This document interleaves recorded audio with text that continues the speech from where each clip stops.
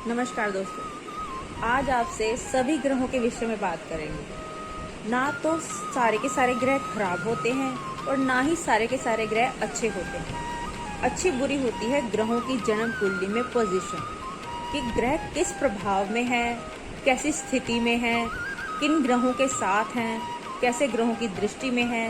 ये सब चीजें देखनी बहुत जरूरी हो जाती हैं। कोई भी ग्रह किसी भी भाव में अच्छा और बुरा दोनों तरह के फल देने में सक्षम होता है। मान लीजिए कोई शुभ ग्रह है, शुभ भाव का स्वामी है, लेकिन वो खराब घरों में जाकर बैठ गया है और पाप ग्रहों से पीड़ित है, पाप ग्रहों से ही दृष्ट है, तो ऐसा ग्रह अपने शुभ फल देने में सक्षम नहीं होगा। जब उस ग्रह की दशा अंतरदशा आएगी तो जिस तरह के खराब ग्रहों के कॉम्बिनेशन बन रहे हैं, वो पाप ग्रह उसको पीड़ा दे रहे हैं, तो वो शुभ ग्रह अशुभ फल करने लगता है। इसी प्रकार से क्रूर ग्रह या पाप ग्रह कई बारी शुभ ग्रहों के प्रभाव में आ जाते हैं, शुभ ग्रहों से दृष्ट हो जाते हैं, तो वो अपनी दशा अंतरदशा में खराब फल करने की जगह अच्छे फल भी करने लगते हैं। इसीलिए बहुत बार ऐसा देखने में आता है कि जातक को चंद्रमा या बृहस्पति जैसे शुभ ग्रहों की दशा भी आती है तो उन्हें अच्छे फल प्राप्त नहीं होते। कारण ये कि वो या तो अशुभ घरों के स्वामी हैं या बहुत ही ज्यादा अशुभ प्रभाव में हैं, अशुभ ग्रहों से पीड़ित हैं। इसी तरह से कई बारी राहु की दशा अंतरदशा बहुत अच्छे फल प्रदान करती है। कारण ये कि राहु बहुत अच्छे भाव में, बहुत अच्छे ग्रहों के प्रभाव में है, शुभ योग में है।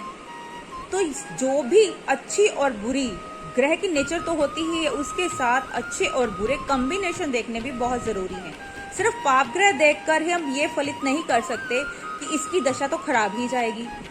जैसे शनि की दशा अंतरदशा है किसी जातक को, तो ये नहीं कह सकते कि सारी की सारी खराब जाएगी।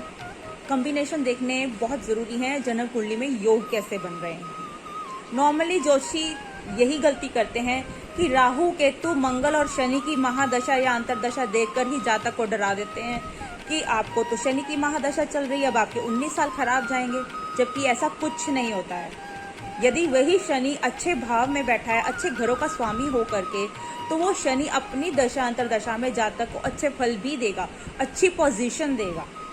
हाँ, शनि के फल स्लो होते हैं, धीरे धीरे स्नेह स्नेह ही उसके फल प्राप्त होते हैं, लेकिन वो खराब करेगा ये कोई जरूरी बात नहीं है।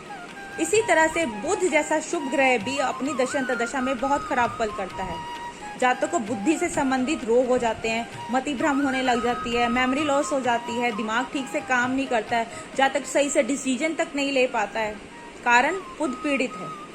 इसी तरह से बृहस्पति अपनी दशा अंतरदशा में कई बारी बहुत खराब फल करता है। जातक का संचय धन, उसकी जमा पूंजी ही कहीं ना कहीं पूरी की पूरी लग जाती है। उसके बच्चे अच्छे नहीं निकलते, उसके बच्चे कुछ ऐसा काम कर देते हैं जिससे उस जातक की बदनामी तक हो जाती है।